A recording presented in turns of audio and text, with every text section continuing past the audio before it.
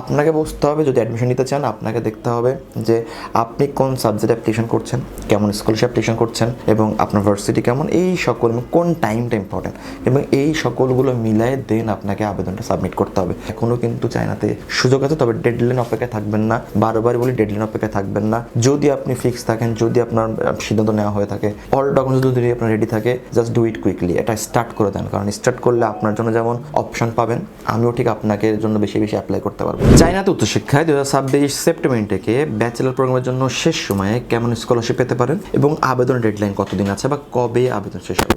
চায়নাতে 2026 সেপ্টেম্বর থেকে বর্তমানে এখন যদি বলি জুন মাস চলছে, এই সময় আমরা কিন্তু লাস্ট মোমেন্টে অ্যাপ্লিকেশন আছে, লাইক যদি বলি লাস্ট ব্যাচ। এখন অনেকে বলতে পারেন যে বিভিন্ন জায়গায় ডেডলাইন দেখি যে জুনের 30 তারিখ, জুলাই, আগস্ট, এগুলো দেখতে পারেন। এগুলো আসলে দেখতেই সুন্দর দেখায়, বাট যারা কাজ করি আমরা তারা জানি যে ভার্সিটিগুলো শুধু ডেডলাইনের উপর ভিত্তি করে সিট রাখে না। এটা ডিপেন্ড করে যে অ্যাপ্লিকেশন কতগুলো পড়েছে এবং তাদের যখন সিটটা ফিল আপ হয়ে যাবে, যত ডেডলাইন থাক না কেন ভার্সিটি কিন্তু অ্যাডমিশন দিবে না। এটা মাথায় রাখবেন, যে সকল ভার্সিটি অ্যাডমিশন ফি দিয়ে অ্যাপ্লিকেশন করতে হয় বা অ্যাপ্লিকেশন ফি লাগে, তাদের ব্যবসাটা কিন্তু অ্যাপ্লিকেশন ফি নেওয়া। একবার অ্যাপ্লিকেশন ফি যখন আপনি দিয়ে ফেলবেন, এটা কিন্তু আর রিফান্ডেবল অ্যামাউন্ট না। দ্যাট মিনস আপনি হয়তো দেখছেন জুনের 30 তারিখ ডেডলাইন আছে বা জুনের 15 তারিখ বা জুলাইয়ের 15 তারিখ, সেক্ষেত্রে আপনি হয়তো লেট মোমেন্টে আপনি সাবমিট করছেন বা পেমেন্ট করছেন। ভার্সিটি বলবে we are extremely sorry, we can not offer you the seat because limited of the capacity. এইভাবে বলে কিন্তু আপনাকে কিন্তু সুন্দর করে আপনার অ্যামাউন্টটা কিন্তু তারা কিন্তু নিয়ে নেবে। সো আপনাকে বুঝতে হবে যদি অ্যাডমিশন নিতে চান আপনাকে দেখতে হবে যে আপনি কোন সাবজেক্ট অ্যাপ্লিকেশন করছেন,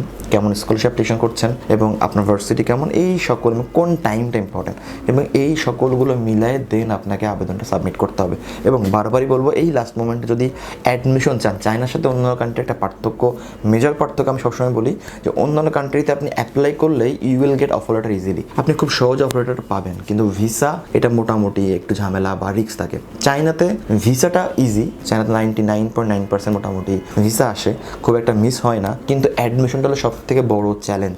চায়নাতে অ্যাডমিশন পাইলে আমরা সব থেকে বেশি খুশি, এবং এই একটা অ্যাডমিশনের জন্য আমাদের প্রচুর খাটতে হয়। ভার্সিটিগুলো প্রতিদিন নিয়ম চেঞ্জ করে, ভার্সিটিগুলো প্রতিদিন তাদের রুলসের উপর ডিপেন্ড করে বলে এই সাবজেক্টের সিট নাই, এই স্টুডেন্ট হবে না, এটার বয়স একটু বেশি, এটার রেজাল্ট লো, এর এখানে নাই। দ্যাট মিনস আমরা যারা কাজ করি ব্যাক এন্ড টিমে তারা জানি যে কতটা প্রবলেম ফেস করতে একটা অ্যাডমিশনের জন্য। এই কারণেই কিন্তু আমরা একটা শিক্ষার জন্য একাধিক অ্যাপ্লিকেশন করি। দেখেন দিন শেষে যদি একটাতে অ্যাপ্লিকেশন করে যদি অ্যাডমিশন চলে আসে, আমাদেরও কিন্তু পয়সাটা কিন্তু সেভ হলো, আপনারও কিন্তু পয়সা সেভ হলো, আমাদের কিন্তু টাইমটা কিন্তু সব থেকে ইম্পর্টেন্ট কিন্তু সেভ হলো। তাহলে আমাদের কেন দরকার পড়ছে আপনার জন্য 7টা 8টা 10টা অ্যাপ্লিকেশন করা? বিকজ উই ডোন্ট নো কে আপনাকে অ্যাডমিশন দিবে। আমরা অ্যাডমিশন পাওয়ার আগ পর্যন্ত শিওর করে বলতে পারি না এই ভার্সিটি অ্যাডমিশন দিবে, এটা দিবে না। এটা অন্য অনেকে বলে কিনা আমি জানি না, বাট অ্যাটলিস্ট আমরা এই কথা বলতে পারি না। আমাদের কাজ অলওয়েজ বারবারই বলছি যে we can have a try. আমরা আপনার সাথে আলোচনা করে কথা বলে আপনার বাজেট, ইউনিভার্সিটির প্রোফাইল সব কিছু দেখে আপনার রেঞ্জের মধ্যে আমরা অ্যাপ্লিকেশন করতে পারি সর্বোচ্চ।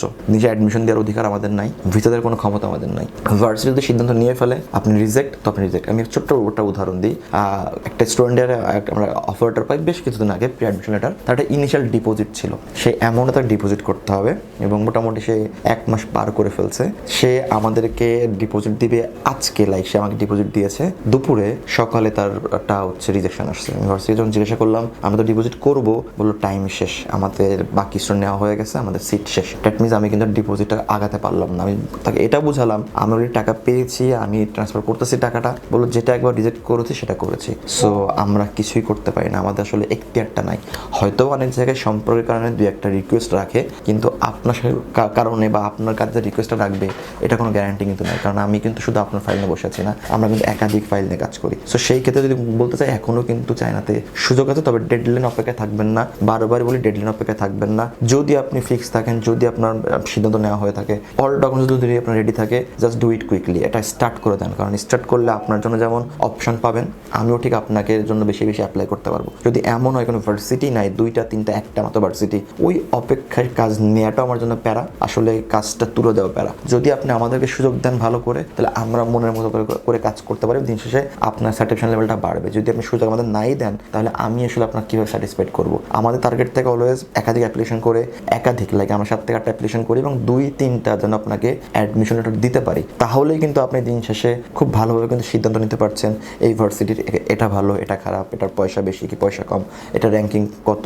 ওটা র্যাঙ্কিং কত, সব মিলায় you can come in a decision. আপনি কিন্তু সুন্দর করে একটা কিন্তু সিদ্ধান্ত নিতে পারছেন, স্যাটিসফ্যাকশন লেভেল বাড়তেছে। যদি এমন হয় আমি আপনাকে দেশে একটা মতো অ্যাডমিশন দিয়েছি, ওটা আপনার পছন্দ নাও হতে পারে, হয়তো যাবেন না, বা গেলে হয়তো আপনার ইচ্ছার বিরুদ্ধে যাচ্ছেন, বা হয়তো বা ভালো নাও লাগতে পারে, হয়তো আপনি যাওয়ার পরে বলতেন ভার্সিটি চেঞ্জ করবো, তারপর আবার টাইম লস যাচ্ছে। সো বারবার বলবো এখনো সুযোগ আছে, এখনো সময় আছে, বিধায় আমরা এইভাবে বলতেছি যে ঠিক আছে এখনো দেন, কারণ আমরা করতে পারবো। এবং আমাদের আরও একটা যদি বলি যে আমরা ভিসার আগে কোনো টাকা রাখি না, ইনভেস্টমেন্ট যতগুলো সবই আমরা করি। সো আমরা করতে পারবো বিধায় কিন্তু পয়সাটা কিন্তু খরচ করি। তখন এখনো সুযোগ আছে, এখনো যদি আপনি চান চায়নাতে উচ্চশিক্ষার জন্য আবেদন করতে, ব্যাচেলর প্রোগ্রামের জন্য, বলবো যে ডেডলাইন না দেখে আপনার কাজটা শুরু করুন, যে কোনো মাধ্যমে। সেটা হতে পারে আপনার ট্রাস্টেড ব্যক্তি, প্রতিষ্ঠান, বা নিজে যার কাজের সাথে ভালো লাগে কাজ শুরু করুন। চায়না উচ্চশিক্ষা নিয়ে যদি আপনার কোনো আগ্রহ থাকে, প্রশ্ন থাকে, চাইলে আমাদের অফিসে আসতে পারেন, ডিটেলস কথা বলতে পারেন। আমরা ওয়াইড কনসালটেন্সি 7 বছর বেশি সময় চায়না বিভিন্ন ইউনিভার্সিটি স্কলারশিপে কাজ করে আসছি। আশা করি আপনার উচ্চশিক্ষার জার্নি WWCর সাথে শুভ হবে।